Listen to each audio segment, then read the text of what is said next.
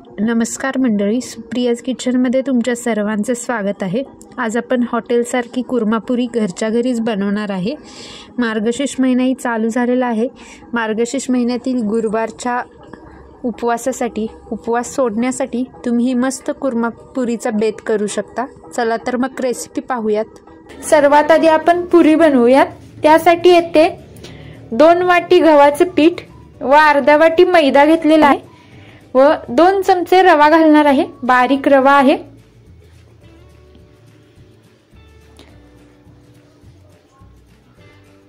येथे 2 तुम्हाला वेगवेगळी पीठ दिसत असतील। गव्हाचे पीठ व मैदा आहे। मीठ घालणार आहोत चवीनुसार। सर्व छान असं मिक्स करून घ्यायचंय।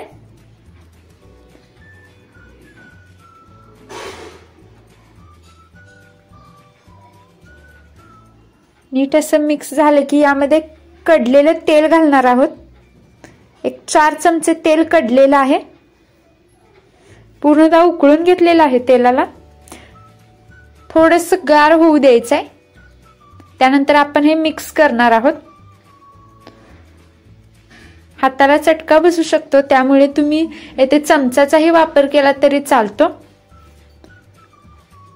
छान असं मिक्स करायचंय।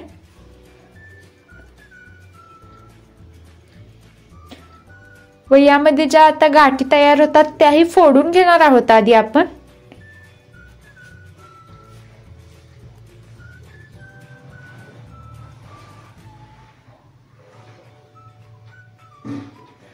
हाताने चोळून असं फोडायच्या आहेत गाठी।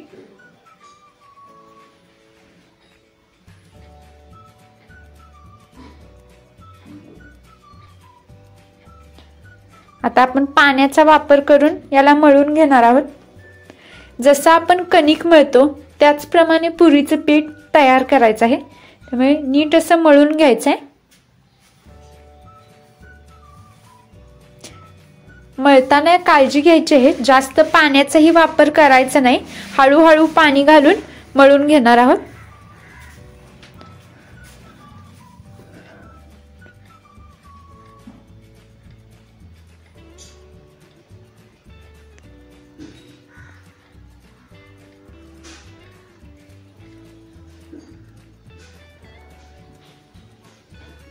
तुम्ही फक्त गव्हाच्या पिठाचीही पुरी बनवू शकता, पण त्यामध्ये रवा व मैदा घातल्यामुळे एक छान टेक्स्चर येतं व खूप छान बाहेर असते तशी पुरी बनते। येथे आपले पीठ तसे तर तयार झालेलं आहे। त्याला थोडंसं तेलाचा हात लावणार आहे आणि मळणार आहे। याला कमीत कमी 20 मिनिट तरी रेस्ट करायचंय। जास्तीत जास्त 1 तास रेस्ट केलं तरी चालतं। आता आपण कुर्मा बनवायसाठी येथे कढईमध्ये तेल घेतलेलं आहे। 4 ते 5 चमचे तेल आहे। तुम्हाला जर जास्ती कट हवा असेल तर तुम्ही तेलाचा वापर जास्त करायचा। 1 तमालपत्र घातलेले आहे व दालचिनी 1, जिरं घालायचंय अर्धा चमचा व मोहरी थोडीशी। छान तडतडू द्यायचंय। आता यामध्ये बारीक चिरलेला कांदा घालणार आहोत। 2 कांदे बारीक चिरलेले घातलेले आहेत। छान असं परतून घ्यायचंय। एक 2-3 मिनिट कांद्याला छान असं भाजून घ्यायचंय। यामध्ये हिरवी मिरची कट करून घातलेली आहे व टोमॅटो 1 छान कट केलेला आहे।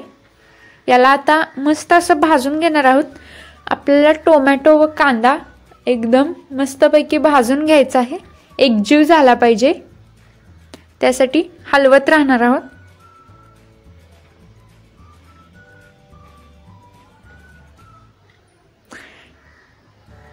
याला आपण झाकून ठेवणार आहोत, त्यामुळे लगेच शिजेल, पण अधूनमधून हलवत राहायचंय, खाली लागू शकतं। इथे मी मिक्सरच्या भांड्यामध्ये खोबरं घेतलेलं आहे 2 चमचा व काजू घेतलेले आहेत। काजू आहेत एक 8 ते 9 काजू काप घेतलेले आहेत। लसूण घालायचंय 4-5 पाकळ्या व आलं, हिरवी कोथिंबीर व याला बारीक करून घेणार आहोत। पाण्याचा वापर करून फिरवून घेतलेला आहे। मस्त असा मसाला तयार झालेला आहे कुर्म्यासाठी, यामुळे खूप छान चव येणार आहे। इथे भाज्या घेतलेल्या आहेत।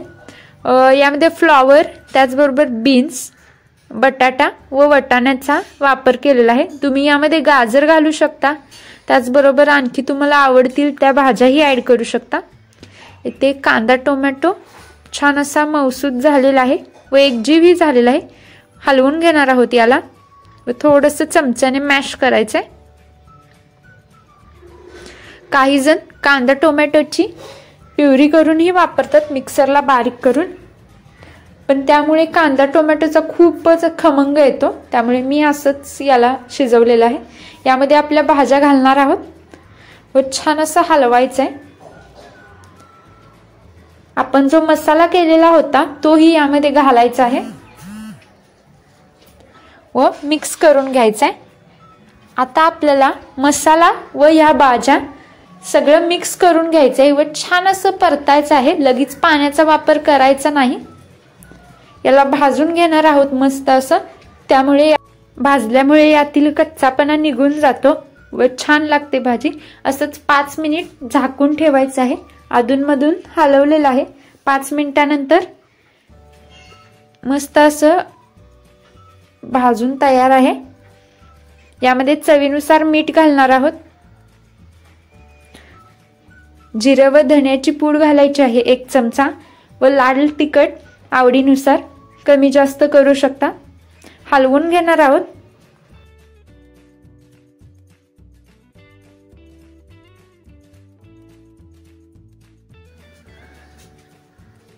याला मस्त असं हलवून घ्यायचं आहे 1-2-3 मिनिट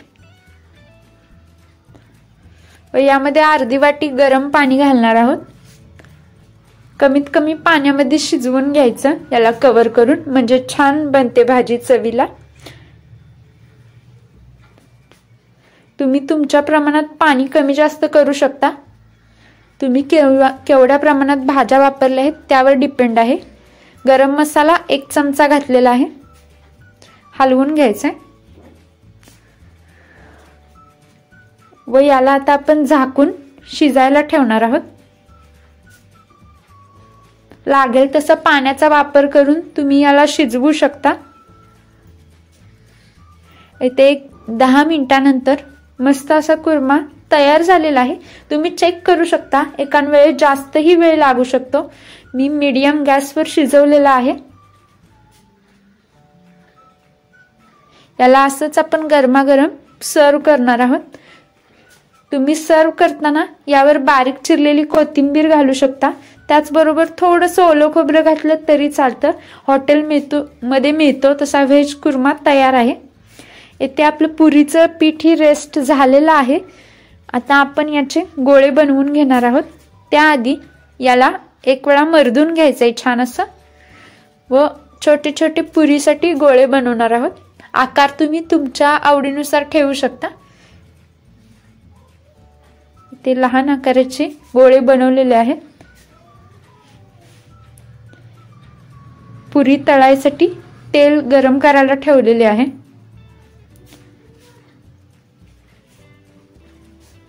आता आपण पुरी लाटून घेणार आहोत। तुम्ही पिठाचा वापर करू शकता पुरी लाटताना व छान असं लाटून घ्यायचंय। जास्ती मोठ्या आकाराची लाटणार नाही व जास्ती पातळही लाटणार नाही, एकदम मीडियम अशी लाटलेली आहे व थोडीशी जाड आहे। आपण रव्याचा वापर केलेला आहे, त्यामुळे आपली पुरी 1 नंबर मस्त अशी फुगलेली बनणार आहे। जसे लाटाल तसंच तळून घ्यायचं आहे, जास्त लाटूनही ठेवू नका। तेल गरम झालेलं आहे, यामध्ये आता आपण पुरी घालणार आहोत। एकदम पुरी मस्त अशी फुगली गेलेली आहे। आता आपण दुसऱ्या साइडनेही याला फ्राय करणार आहोत।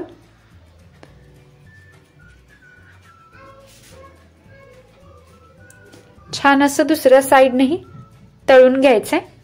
मस्त असा कलरही आलेला आहे।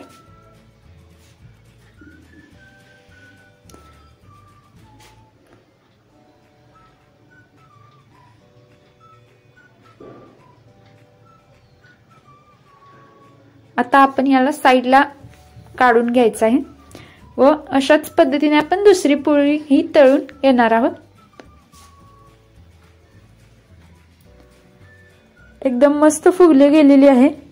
तुम्ही जर योग्य प्रमाणात रवा मैदा वापरला तर पुरी छान बनते व तेलाचेही मोहन एकदम बरोबर द्यायचं।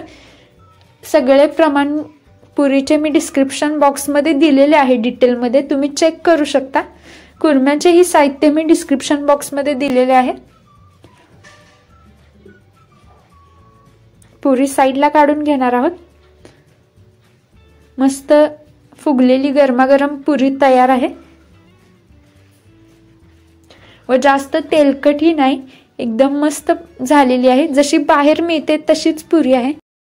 कशी वाटली ही कुर्मापुरीची रेसिपी सांगायला विसरू नका व अशाच नवनवीन रेसिपीजसाठी चॅनलला सबस्क्राईब जरूर करा। व्हिडिओ आवडल्यास लाईक करा, शेअर करा। परत भेटू नवीन अशा मस्त रेसिपीसोबत।